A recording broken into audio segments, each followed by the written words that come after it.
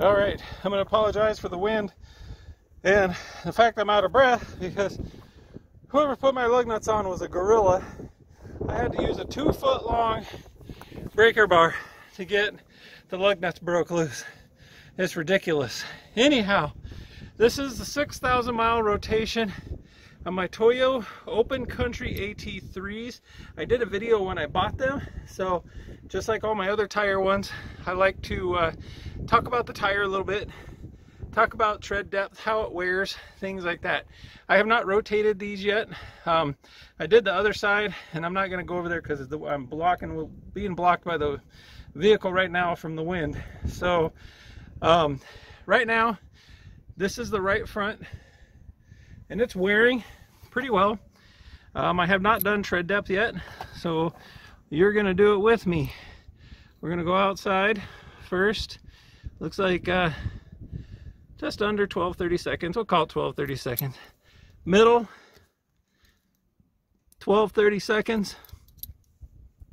And outside, looks like 12-30 seconds. Kind of almost pushing 11 there. You can see the line for 11. We'll call it 12. So 12-30 seconds all the way across. If I remember right, these were 13-30 seconds new. As far as wear, you can see when these tires were new, they had like a step right here, and you can still see it. So the fronts, you can still see this. They've been wearing very well. They ride really nice. They're quiet. I mentioned road noise in my first video. Turns out it was a left front wheel bearing that was kind of howling. That sounded like it was manifesting itself like road noise. I have since fixed that, and there is no road noise anymore. So, or any longer. They wear really well. The tread is nice and flat. I don't feel any cupping. I did have this aligned when I put these tires on, and it seems to have helped. Honestly, any cupping, any abnormal wear, anything like that. The left front looked exactly like this. Tread depth was exactly the same. Everything was identical to this side. So now we're going to go to the right rear. Here's the right rear. This is showing quite a bit more wear. I keep my tires at 35 psi, which is manufacturer's recommended spec. You can see here there's still that step. Here it's completely gone. And then out here, there it is again. It's almost like they're overinflated. So when I check this tread depth, we'll find out. I might need to lower pressures a little bit. Outside, 11-30 seconds. Right in the middle, 10-30 seconds. I am getting a little abnormal wear here. And 11-30 seconds. So I'm going to lower the pressure in the rears. The fronts were fine. It looks like the rears are acting like they're overinflated a little bit. And so, again, wear is good on these. However, if you watched my Falcon Wild Peak tire videos, one thing I was amazed with those tires is I did not get any gashes like this of any significance until they were down to about, I don't know, 4-30 seconds or so. So the center is wearing faster, which I don't like. So like I said, I might have to lower my pressure in the rear. Maybe I'll run it at 30, 33, 32, who knows.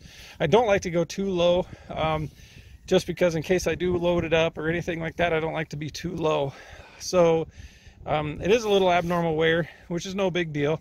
I am getting, like I said, and if you watch my other videos, I live out in the country on dirt roads. That's what I drive on a lot. I don't have any significant tearing or chipping along the leading edge of the tread. What's weird is I have it in here. So you can look and see, hopefully that's just a rock. Yeah, that's just a rock in there.